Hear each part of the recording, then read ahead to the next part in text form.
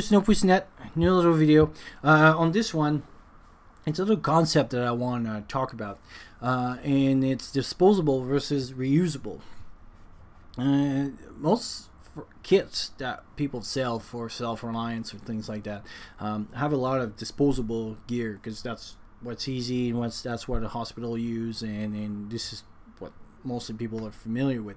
But the concept that I want to introduce here is not because hospital right now, obviously it's the most safe way to go for hospitals, and this is why that they use that because of transmittable disease and infectious disease. But don't forget that they're using it they're using those gear at a greater rate. I mean, you know, they see millions of people a year, and so that's why the cost benefits of reusing gear and things like that in their day of age with Hep C and all that stuff, it's cheaper for them to throw those things and stuff. But doesn't mean that sterilization and other techniques cannot be used safely and give you a chance to use your gear. And to support that is that if you see over here in the this is the World Health Organization. So when they set up clinics or medical clinics and stuff like that during disasters, this is kind of the gear they have, and there'll be a link downstairs.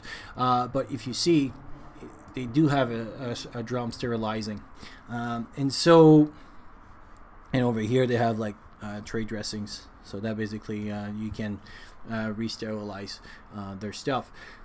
Some of that gear can be found just like that. So if you have like a little bit more money, and I mean, not, you know, for cheap, like on eBay you can buy like those sterilizing drums and stuff for like $75 or something like that. But you can also improvise. There's other techniques that you can do, and this is one way by the heat and stuff. There'll also be a link down on the difference and the pros and cons of different techniques, because right now it's just about a concept that I want to introduce you. And this is a book that is great, that I recommend to anyone. It's called Improvised Medicine, and he discusses a little bit that more and longer. And so why should you consider that? Again, like I was saying, because the kits that you mostly do will be for small population, people that you know, family, people around you, even in a small group, you know, we're talking about maybe 30-40 people. And so having this decrease a lot the size of the kit that you can have. So for example, in a bug out bag, you can have a kit like this, and if you have like 2 or 3 improvised dressings that you can re-sterilize, that means now those 3 dressings can last you for months on and for different cases, because you can reuse them over and over if you use proper technique. Again, it's not about like, oh yeah, I'm just going to use them and reuse them. No, you have to use proper technique, and there is technique. Because if you think about mid-century, like 1950s, 1960s, I think probably all of it. Well, actually, even when I was in nursing school, there were some hospitals they were still using it in 1990s. There is a way that you can improvise some of your and reuse some of your gear, and so that means like one piece of gear now, instead of like, for example, if you take gauze, the disposable gauze, you would need 300, 400, a big pack of gauze, but to have a gauze that you can reuse for longer period of time and have a way of doing it, and there's different ways that you can do it, and this is why I recommend to read about it. That means that the size of your kit can be more and more portable, more and more usable. The only thing obviously is reproducible and transmittable disease, and so but if it's done in a smaller level, the risk benefits of it is way lower than a hospital that sees millions and millions of people and have to deal with bigger population.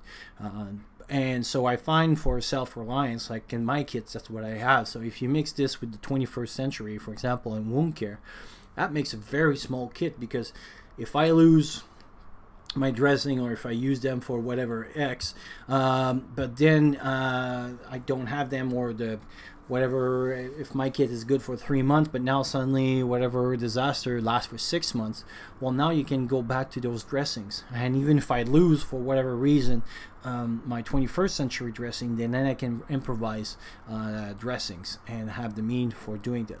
So that's why I wanted to introduce as a concept, as to read it and encourage you to do some reading. And again, there'll be some link on some posts and things, but it's a work. I think it's worth to investigate and invest in, because it's not too expensive, and for the return that you have is a very good way of doing stuff. And we're talking about dressing, but it can be done for other gear as well, like scissors and other material that you could maybe reuse. So check that out, and I'll talk to you soon.